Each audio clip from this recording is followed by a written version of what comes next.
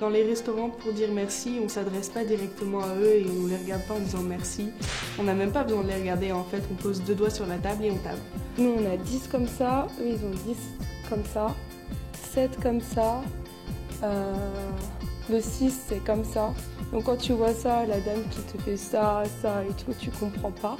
En Corée, et on ne regarde pas tellement dans les yeux fixement pour en cours de conversation avec les gens que je connais pas. Quand on dit bonjour, on se regarde pas vraiment dans les yeux non plus. Enfin, on dit, on peut jeter juste un coup d'œil, on dit bonjour comme ça avec un peu de distance, mais ici, on doit bien se regarder pour marquer sa présence et que c'est la chose qui était quand même assez difficile. Les Turcs ont aussi des petits tics. Par exemple, pour dire non, au lieu de vous dire tout simplement non, ils vont lever les yeux au ciel et faire un petit clic de la langue comme ça. Et ça, quand on arrive, on ne sait pas si ça veut dire oui ou si ça peut dire non. Donc on est obligé de leur demander de répéter et ils recommencent.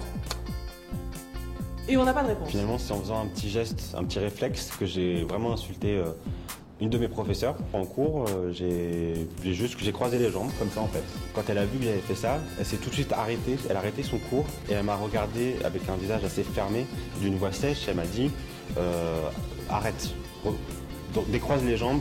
Tiens, assieds-toi normalement. On a expliqué qu'en fait ce geste c'était extrêmement insultant quand on le faisait face à un adulte, à quelqu'un de plus âgé que soi en tout cas, c'était extrêmement insultant et qu'il fallait vraiment pas que je le refasse.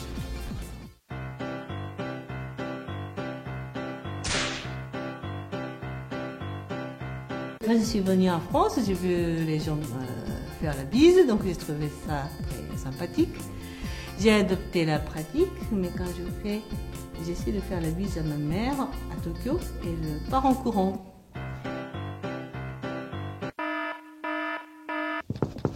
Il s'approche, il met les joues. Enfin, pour moi, on rentre dans un espace très intime.